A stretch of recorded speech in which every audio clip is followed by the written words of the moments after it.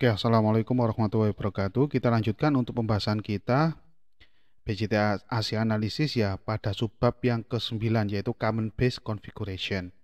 Common Base Configuration. Konfigurasi common basis. Oke, kita lanjutkan langsung saja ke pembahasan.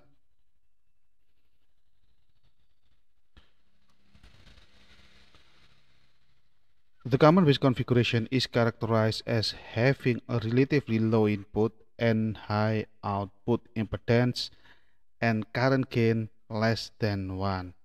Jadi untuk rangkaian common base ini atau konfigurasi common base ini dia memiliki impedansi input yang rendah. Jadi kita tuliskan di sini ZI-nya itu rendah dan high output impedance, dan dia memiliki impedansi output yang tinggi, biasanya sampai mega ohm. Selanjutnya untuk current gain atau penguatan arus biasanya disimbolkan dengan AI, itu kurang dari 1.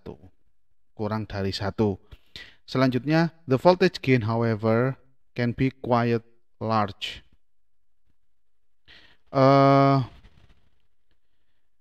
Penguatan tegangannya, tetapi penguatan tegangannya bisa cukup tinggi nilainya. Penguatan tegangan AV-nya itu bisa cukup tinggi. Untuk nilai AV dia bisa tinggi, gini aja. The standard configuration appears in figure 5.42. Untuk rangkaian common base yang standar ini ada pada gambar 5.42. Ini sudah kita kenal sebelumnya pada saat analisa bias DC ya. Sudah kita kenal di sini inputnya di sisi emitor, outputnya di sisi kolektor. Jadi di sini out, di sini in. Nah, basisnya menjadi common. Di sini menjadi common. Atau biasanya di sini juga dihubungkan dengan ground. Jadi seperti itu. Inputnya emitor, outputnya kolektor. Bisa kita lihat juga di sini parameter-parameternya yaitu II, VI, dan ZI. Di sisi outputnya ada IO, VO, dan ZO. Jadi seperti itu. With the common base RE equivalent model substitute in figure 5.43. Jadi dengan rangkaian ekuivalen RE-nya atau model RE-nya itu pada gambar 5.43. Jadi untuk sisi inputnya di sini ada RE, tetap ya ada RE-nya. Semua yang berbau DC di sini, sumber tegangan DC kita nolkan. Jadi RE-nya yang awalnya terhubung dengan VEE di sini di sebelah kiri menjadi dia langsung terhubung di sini dengan ground biasanya ini atau dengan kaki basisnya di sini. Nah, jadi tegangan di sini VEE-nya hilang, begitu juga di sisi RC di sini. VCC-nya juga hilang di sini. Jadi semua sumber DC kita nolkan, kita hubungkan dengan ground. Jadi seperti itu. Atau kita short gitu boleh. Selanjutnya the transistor output impedance RO is not included for the common base configuration because it is typically in the mega ohm range. Jadi RO-nya itu tidak dimasukkan di sini. Jadi RO-nya tidak dimasukkan. Biasanya kan ada RO di sini ya. RO. Dia tidak dimasukkan. Untuk di common base ini dia tidak dimasukkan. Kenapa? Karena pada rangkaian common base ini RO-nya bernilai sangat besar, yaitu dalam satuan mega ohm. Jadi RO-nya ini sangat besar. Nilainya sangat besar RO-nya. And can be ignored in parallel with the resistor RC, dan nilai RO-nya ini bisa kita abaikan jika kita rangkai paralel dengan RC. Jika kita rangkai paralel dengan RC. Notabene kan RC kan di bawah 10 kilo ya, di bawah 10 kilo, entah itu 5 kilo, 4K7 atau bahkan 3K3. Nah, dengan nilai RO yang sangat besar dalam satuan mega ohm, maka paralel antara RO dan RC ini hasilnya akan sangat mendekati dengan nilai RC. Nah, jadi boleh kita tulis seperti ini. Jadi kalau kita memparalel RO diparalel dengan RC, maka dia ekivalen atau sama dengan RC hasilnya. Jadi seperti itu, karena nilai RO sangat besar dan nilai RC ini cuma beberapa kilo ohm saja, di bawah 10 kilo biasanya. Oke, selanjutnya akan kita bahas rumusnya untuk rangkaian common base ini seperti apa saja. Oke, kita buka semua di sini. Oke, ini. Kita cari VI dulu, impedansi input. Kita lihat rangkaiannya, impedansi input ZI di sini itu nilai R-nya, nilai resistornya itu di sini ada RE besar dan RE kecil yang terpasang atau terangkai paralel. Sehingga ZI sama dengan RE besar diparalel dengan RE kecil, karena dari rangkaiannya sudah cukup jelas di sini ada RE besar dan RE kecil yang terparalel langsung. Oke, selanjutnya ZO atau impedansi output. ZO sama dengan RC. Bisa kita lihat di sini ZO dia sama dengan RC karena kita tidak memasukkan RO-nya. Kenapa? Karena nilai RO-nya sangat besar sekali. Nah, sudah kita bahas pada slide sebelumnya. Selanjutnya, parameter yang penting lagi yaitu AV. Oke, ini agak panjang pembahasannya yang AV. AV ini berawal dari rumus V output sama dengan minus IO kali RC. Kok bisa minus? Kita lihat V outputnya, polaritas yang positif itu di atas di sini. Polaritas yang negatif itu di bawah. Dan IO ini bergeraknya dari bawah ke atas kan ya, otomatis tegangan yang ada di RC ini positifnya ada di bawah plus dan negatifnya ada di atas. Sehingga VRC, tegangan yang ada pada RC ini, polaritasnya berkebalikan dengan VO.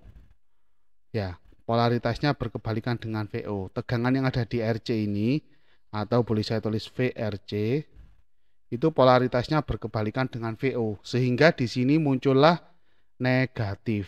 Ya, karena polaritas pol gini ya, saya tulis pol VRC itu berlawanan silang, saya tulis berlawanan dengan V output. Nah, makanya ada minus. Selanjutnya IO ini saya ubah di sini ya IO, karena di sini ada IO, di sini ada IC di mana IC di sini IC itu sama dengan alfa kali IE. E-nya kecil ya, alfa kali IE. Oke, alfa kali IE di sini. IC sama dengan alfa kali IE. Bisa kita lihat, IO ini kan arahnya masuk ya. IO ini arahnya masuk sesuai dengan standar ya, yang sudah kita bahas pada video-video di awal video BJT analisis ini ya, BJT AC analisis ini ya. Jadi IO kan normalnya atau kalau sesuai standar kan arahnya masuk. Sedangkan IC ini kan keluar. Nah, IC ini keluar. IC arahnya keluar. IO arahnya masuk. Jadi berlawanan kan antara IO yang saya konversi atau saya rubah menjadi IC itu bernilai negatif karena antara IC dan IO itu berlawanan arah. Jadi seperti itu, berlawanan arah arusnya. Nah, kalau seperti ini minus ketemu minus akhirnya jadi plus kan, plus IC kali RC. Sedangkan IC bisa kita substitusi seperti ini. Atau dari sini kan sumbernya IC. Alfa kali IE. Jadilah persamaan seperti ini. Alfa IE kali RC. Oke. Selanjutnya di sini tujuan kita kan mencari AV ya. Di mana rumus dasar AV itu sama dengan V output per V input, nggak ada lagi kan seperti itu. Di sini ada alfa IE dan RC. Nah, di mana V outputnya ini sama dengan alfa IE kali RC. Kita belum punya variabel V input. Bagaimana caranya mencari V input? Oke, kita akali dari variabel IE ini. Nah, IE ini seperti yang ada di bawah ini ya. IE sama dengan VI per RE, pakai hukum Ohm ya. I sama dengan V per R. Nah, kenapa IE sama dengan VI per RE?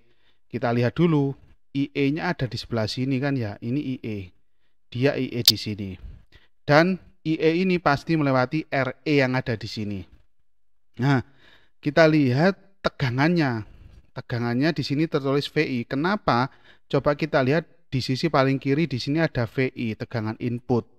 Di mana VI ini mensuplai di sisi kanannya yaitu RE besar dan RE kecil karena langsung terpasang paralel dan tidak ada R yang terpasang seri di sini. Nah, kalau terpasang paralel antara ruas yang ada di RE besar dan ruas yang ada di RE kecil, maka tegangannya pasti sama, yaitu sebesar VI. Di sini polaritasnya plus minus sebesar VI juga. Di sini polaritasnya plus minus sebesar VI juga. Jadi IE kecil sama dengan VI tegangan yang ada di RE ini per RE kecil. Jadi seperti itu. Nah, kita substitusikan IE-nya, IE kecilnya menjadi VI per RE. Nah, di sini muncul VI, VI-nya kita pindah ruas.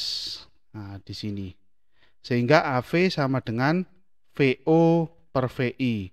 Nah, per VI ini hasil dari pindah ruasnya VI di sini. VO per VI. Sesuai dengan rumus dasarnya AV kan VO per VI. Sama dengan apa? Sama dengan di sini alfa kali RC per RE. Alfa kali RC per RE di sini. Nah, karena nilai alfa itu ekivalen dengan 1, perlu diingat nilai alfa di sini, itu dia ekivalen dengan 1, maka bisa kita hilangkan alfanya. Jadi tinggal RC per RE saja, RC per RE kecil saja. Sudah, itu rumus AV-nya. Selanjutnya untuk rumus AI-nya, penguatan arusnya sama ya, IO per II ya. AI sama dengan arus output per arus input sama. Assuming that RE jauh lebih besar dari RE kecil. Jadi RE besar itu jauh lebih besar dari RE kecil. Nah, ini bisa dimaklumi ya, karena nilai RE besar ini biasanya dalam satuan kilo. Beberapa kilo ohm, nggak sampai 10 kilo ohm. Sedangkan RE kecil ini cuma beberapa puluh. Nah, maka wajar dituliskan RE besar jauh lebih besar daripada RE kecil. Karena di sini satuannya kilo ohm, biasanya beberapa kilo ohm saja, dan di sini beberapa puluh ohm saja. Jadi jauh nilainya. Assuming that RE besar jauh lebih besar daripada RE kecil, maka akan menghasilkan IE sama dengan II. Bisa kita lihat di sini, IE kecil ini sama dengan II, arus yang masuk. Nah, karena nilai RE besar ini nilainya lebih besar, maka arus yang mengalir di sini, di RE besar ini, anggap saja I1 gitu. Jadi arus yang mengalir di I1 ini jauh lebih kecil kan ya, karena berdasarkan hukum Ohm, I sama dengan V per R. Nilai I dan R ini kan berbanding terbalik. Jadi pada saat nilai R-nya besar, I-nya menjadi kecil. Nah, jadi seperti itu.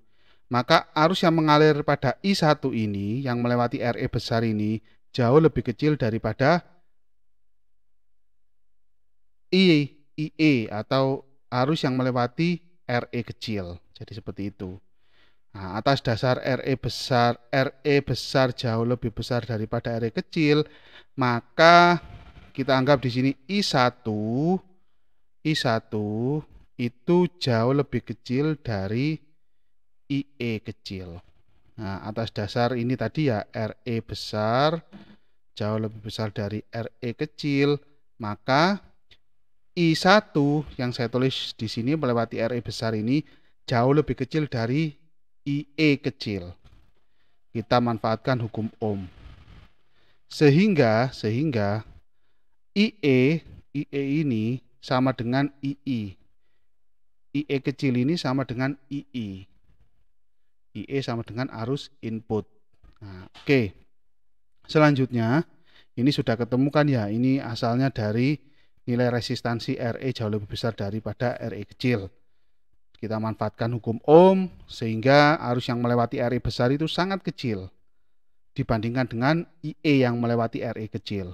Itu jauh lebih besar. Maka bisa kita buat seperti ini persamaannya. Oke, IE sama dengan II dan IO sama dengan minus alfa IE. Nah, IO sama dengan minus alfa IE, sama seperti di sini ya. Nah, IO sama dengan minus IC. Nah, IC sendiri itu kan alfa IE. Asalnya kan IO, karena arus IC dan IO ini berlawanan, maka IO mana tadi? IO sama dengan minus IC sama dengan minus alfa IE kecil. Nah, seperti ini. IO sama dengan minus alfa IE kecil sama dengan, karena IE sama dengan II, maka IE kita ganti dengan II sama dengan minus alfa II. IO sama dengan minus alfa II. Nah, karena sudah ada, saya tulis lagi ya, IO sama dengan minus alfa II. Nah, karena di sini ada II dan IO, sebagaimana rumus AI ya, AI sama dengan IO per II. II-nya kita pindah ruas menjadi penyebut di sini. Nah, IO per II sama dengan minus alfa, ada minusnya. Ekuivalen dengan minus 1. Hal ini menunjukkan bahwasannya, oke, AI-nya sudah ketemu dan AV-nya sudah ketemu. Kalau kita lihat sekilas, AV ini dia sefase kan ya, sefase. Nilainya sefase.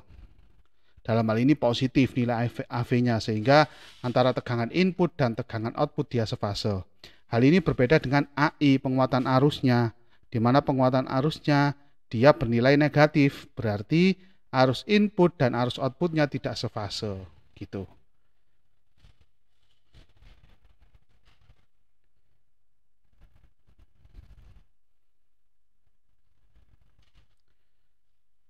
Phase relationship. The fact that AV is a positive number shows that VO and VI are in phase for the common base configuration. Jadi hubungan fasenya ya, kita lihat kenyataannya bahwasanya AV nilainya positif. Nah, hal ini menunjukkan bahwa tegangan output dan tegangan input itu sefase untuk rangkaian common base. Selanjutnya efek dari RO atau pengaruh RO. For the common base configuration, untuk rangkaian common base, RO itu rumusnya adalah 1 per HOB. 1 per HOB, nanti akan dibahas HO itu apa. 1 per HOB is typically in mega ohm range. Jadi untuk RO dari rangkaian common base ini biasanya nilainya mega ohm, sekian mega ohm, and sufficiently larger than the parallel resistance RC. Jadi nilainya itu jauh lebih besar dibandingkan RC, jauh lebih besar dibandingkan RC. Dimana kalau RO dan RC ini kita paralel, maka nilainya ekuivalen dengan RC, sama seperti yang saya jelaskan tadi. Itu sebagai pendekatan ya, aproksimasi ya. Jadi karena nilai RO ini jauh lebih besar, RO ini jauh lebih besar dari RC, maka RO paralel RC seperti yang tertulis di sini itu ekuivalen dengan RC. Jadi seperti itu. Saya rasa cukup jelas.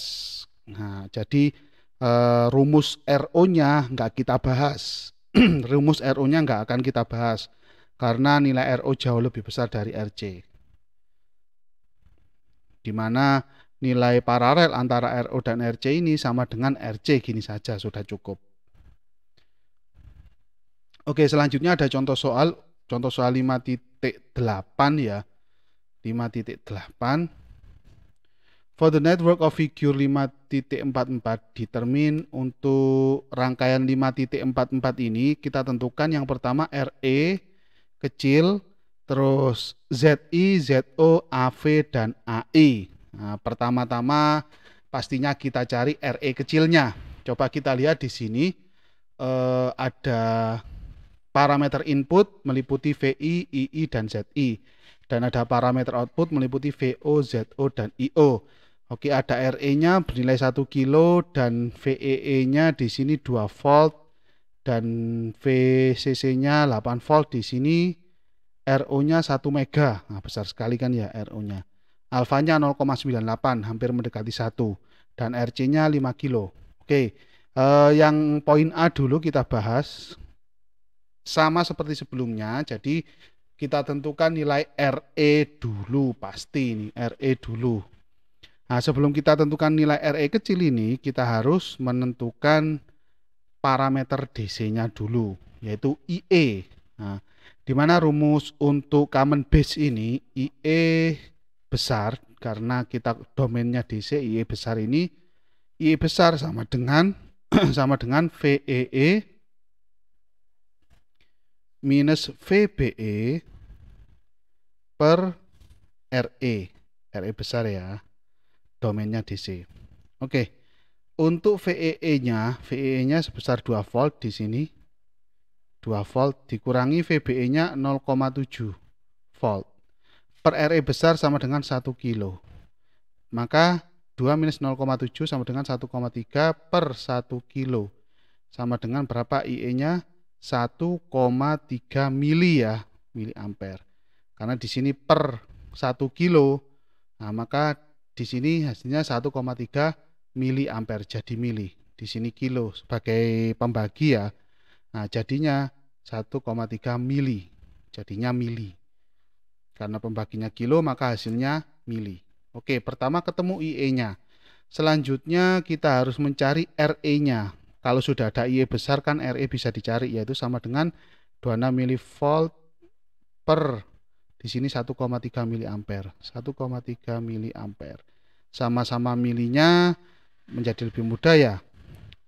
Sama-sama milinya maka hasilnya di sini 20 ohm. Cuma 20 ohm saja. Kecil sekali kan ya RE kecil ini. Dibandingkan dengan RE yang besar. Sudah pasti beda jauh. Selanjutnya poin B. Nah, sudah kita bahas untuk rumusnya ZI sama dengan, kita lihat dari rangkaiannya saja, di sini ada RE besar diparalel dengan RE kecil. RE besar diparalel dengan RE kecil. RE besar diparalel dengan RE kecil. RE besarnya 1 kilo diparalel dengan 20 ohm. Maka sama dengan harusnya mendekati 20 ohm, yaitu di sini 19,61 ohm. Sangat mendekati RE kecil. Dia ekuivalen dengan 20 ohm atau RE kecil. Karena nilainya terpaut jauh. Nah, ini ZI. Saya rasa cukup mudah untuk rumus-rumusnya. Selanjutnya untuk yang poin C, ZI, ZO. Mohon maaf, ZO untuk poin C. ZO ini lebih gampang lagi karena nilainya sama dengan RC. Sama dengan RC-nya tinggal tulis di situ 5 kilo ohm. Nah, oke. Selanjutnya yang dicari yaitu poin D adalah AV atau penguatan tegangan. AV sudah ada rumusnya yaitu RC besar per RE. Ekuivalen dengan RC besar per RE kecil. RC besarnya yaitu 5 kilo, 5K per RE kecilnya 20 ya tadi, 20. Atau 19,61 boleh. Boleh pakai ini, boleh pakai ini, itu hasilnya nanti akan mendekati. Hasilnya di sini adalah 250. Jadi penguatan tegangannya cukup besar ini. 250 kali. Untuk poin yang terakhir, poin E yaitu AI. AI sudah jelas sama dengan alfa ya. Sama dengan alfa yaitu, mohon maaf, sama dengan minus alfa. Minus alfa. Sama dengan minus 0,98. Atau sama dengan minus 1, nggak ada masalah. Jadi untuk arusnya ini fasenya berbeda 180 derajat. Untuk tegangannya ini satu fase atau sefase. Jadi seperti itu untuk common base. Nah, ini pembahasannya yang ada di buku sama persis ya. Dicari IE besarnya dulu, ketemu, terus dicari RE kecil, dicari Z input, dicari Z output, dicari AV, dan RE yang digunakan di sini 20 ohm, bukan 19,61, toh hasilnya akan mendekati. Dan untuk AI-nya itu minus alfa, yaitu minus 0,98 atau ekuivalen dengan minus 1. Nah, itu untuk pembahasan common base ya. Sekian untuk pembahasan common base. Kita lanjutkan pada subbab yang ke-10. Subbab yang ke-10 yaitu tentang kolektor feedback. Akan kita bahas pada video selanjutnya. Terima kasih.